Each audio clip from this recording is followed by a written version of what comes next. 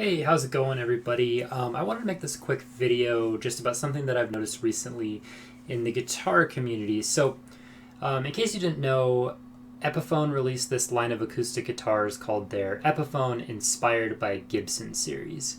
And this is a super cool series that kind of brings the classic Gibson acoustics to a more affordable price point. You can see $749 for the J45 Vintage.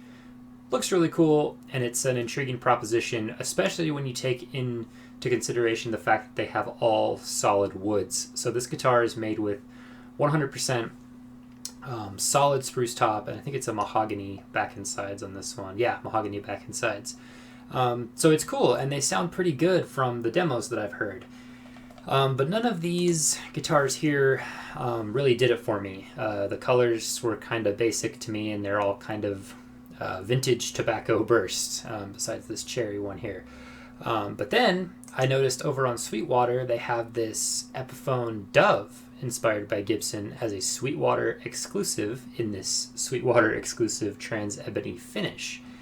And I thought, oh wow, this is like super cool right here. Like, you know, I hope I can get one someday. And the price is a lot lower than the other ones. It's $449 compared to $749 for the cheapest on the Epiphone website here. So that should have been my first red flag that this guitar is not like those other guitars. But let's proceed, because I think this is a little bit misleading as far as what it is represented as on the Sweetwater website. So when you're going through and looking at this, it looks really, really cool. Like, I love the finish. I love all the dove appointments that are on this guitar.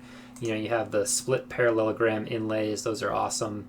And it uses the same headstock shape as the new Epiphone inspired by Gibson stuff. All the other guitars in this series have all solid wood back and sides. And you might kind of see where this is going. But anyway, let's scroll down and kind of look at some more details about this guitar. So first of all, in the very first line of dialogue here, it says the Epiphone Dove Pro. That's a little bit weird, because if we go back up here, it's called the Epiphone Dove Studio. Now, Pro Studio doesn't really mean a whole lot besides the finish appointments and the sort of the fit and finish of the guitar. And this guitar does not look like a studio. It's got the binding, like a couple plies of binding on there. It has the nice inlays on the fretboard that we talked about. It's got the cool, pearl inlays on the bridge there. So I don't know why this is called a studio up here, and then it's called a Pro down here. But, that's not really a big deal. I can get over a little bit of a naming convention like that. But then they say, delivers knockout tones courtesy of the spruce and maple tone wood combination to complement its good looks. Okay, so spruce and maple tone wood combination. Interesting way to describe it. And then here they say solid spruce top. They don't say anything about the back and sides on this part right here. So that's another sort of red flag. Actually, no, they do. Right there, the Dove Pro's back and sides are made from maple for a bright and lively character.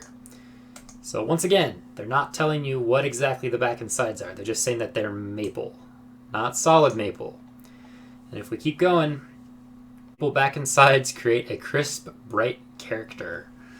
So that's 3 instances on this page here where it tells you that it has maple back and sides. But it doesn't say what kind of maple back and sides. You actually have to go down into the tech specs, and here it is. The back and sides of this guitar are laminated maple. That's the only place in this entire write-up here that tells you that they're laminated maple. I could see somebody seeing this guitar and saying, oh, it's part of that new Epiphone inspired by Gibson series. Those guitars all feature solid wood back and sides, which is what I thought. That's not the case. This guitar has laminated maple back and sides, so I'm not really sure why it was included in the Epiphone inspired by Gibson series. You can even see that it says it here on the sound hole label. So that doesn't mean this guitar is a bad guitar or anything like that. I just think it's a little bit confusing on how it's represented for sale here. And I didn't even know that this guitar was laminate until I got bored one day and decided to check out the reviews, where somebody else kind of agrees with me that this is a little bit misleading to say that it's part of the inspired by Gibson series. But the guitar still does sound pretty good, because I bought one and I've done a shootout here today. So let's go ahead and get into the shootout of this guitar.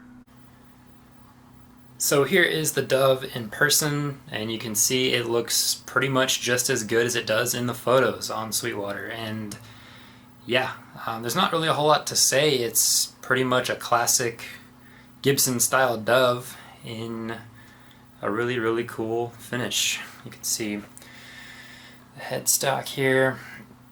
Very, very classy looking guitar. So we're going to be comparing the Epiphone Dove to the Martin MMV, and for all intents and purposes this is basically a D28, solid spruce tops, solid rosewood back and sides. These will run you about $1,200 now, and as we mentioned, this will run you about $449. So let's go ahead and get right into it.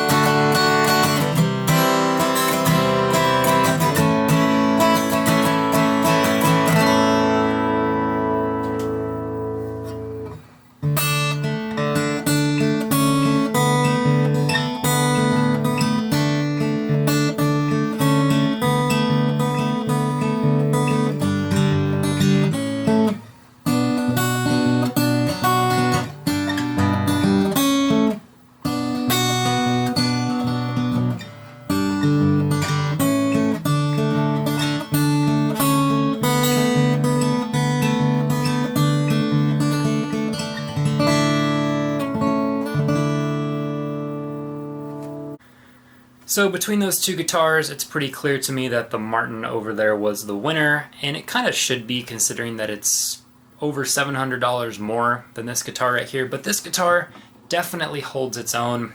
You do get a pickup with this guitar too. I don't think I mentioned that, and you don't with the MMV. So in that regard, I think this guitar slots in at a really, really good price point and sounds really good for the money.